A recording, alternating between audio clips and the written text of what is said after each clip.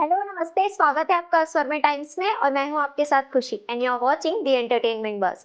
कभी पिन तो कभी सिम से कपड़े बनाने वाली इस पूरी इंडस्ट्री में एक ही है। क्या हमें आपको उनका नाम बताने की जरूरत है? नहीं ना, बिल्कुल सही समझे आप। हम बात कर रहे हैं उर्फी जावेद की। किसी भी चीज के साथ एक्सपेरिमेंट करके अपने लिए कपड़े डिजाइन करने वाली उर्फी जावेद आए दिन मुंबई की सड़कों पर अपने अतरंगी कपड़ों में घूमती फिरती दिखती है। उर्फी उन्हीं कपड़ों के कारण इंटरनेट पर छाई रहती हैं, लेकिन इन्हीं कपड़ों की वजह से उर्फी को ज्यादातर ट्रोल होना पड़ता है।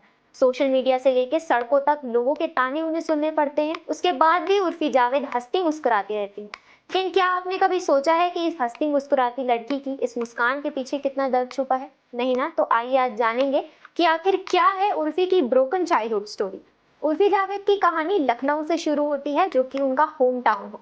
उर्फी ने मॉडलिंग में काम करने से पहले टेलीकॉलिंग में भी काम किया है, जिसके बाद उर्फी ने फैशन डिजाइनिंग में अपना करियर बनाना चाहा और असिस्टेंट फैशन डिजाइनर के तौर पर काम किया।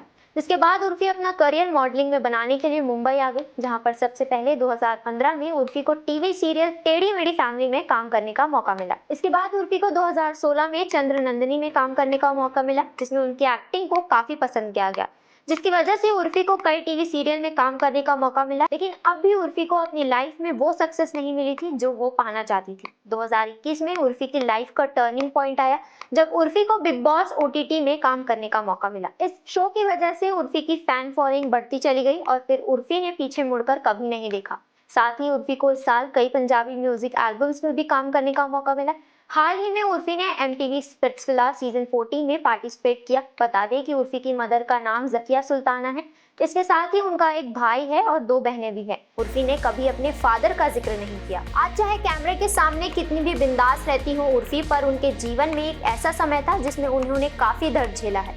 ये हमारा नहीं बल्कि खुद उर्फी का कहना है। चलिए आपको बताते हैं कि उर्फी ने खुद के बीती जिंदगी के बारे में क्या क्या खुलासे किए। उर्फी जावेद ने अपने एक इंटरव्यू में बताया कि उन्हें अपना लखनऊ शहर क्यों छोड़ना पड़ा। एक्ट्रेस को छोटे कपड़े पहनने पर गंदी नजर से तो देखा ही जाता था, साथ ही उनके परिवार में उनके पिता का उनकी तरफ व्यवहार बहुत ही बुरा था। तो वो कहती हैं कि एक बार उनके पिता ने उन्हें इतना मारा था कि वो बेहोश हो गई थी। उर्फी जावेद के पिता ने उन्हें और उनकी मां को जानबूझकर छोड़ दिया था। उर्फी जावेद ने अपने पास्ट के कुछ हैरान कर देने वाले राज का खुलासा किया है। एक पिता और एक बेटी का रिश्ता जहां इस दुनिया में सबसे अनमोल माना जाता है, वहीं उर्फी ने अपने पिता के खौफनाक चेहरे का उल्लेख किया है। उर्फी ने बताया कि उनके पिता ने उन्हें 2 सालों तक लगातार मानसिक और शारीरिक तौर पर खूब प्रताड़ित किया था। जब उर्फी 11th क्लास में थी, तब उनकी एक फोटो किसी ने एडल्ट साइट पर डाल दी थी, जिसके बाद उनके खुद के घर वालों ने उनका सपोर्ट नहीं किया था। सिर्फ 17 साल की उम्र में ही उन्होंने लखनऊ छोड़ दिया था और वो दिल्ली भाग गई थी। दिल्ली में एक्ट्रेस ने ट्यूशन लिए और एक कॉल सेंटर में भी काम किया,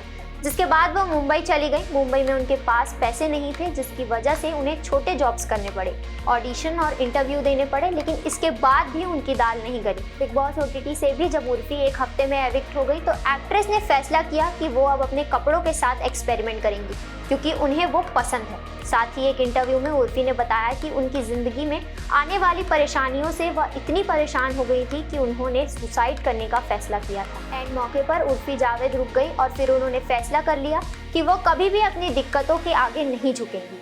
उसके बाद से उर्फी जावेद अतरंगी फैशन की आइकॉन बन गई हैं और आज अबू जानी, संदीप खोसला और राहुल मिश्रा जैसे बड़े डिजाइनर के कपड़ों में मॉडलिंग करती हैं।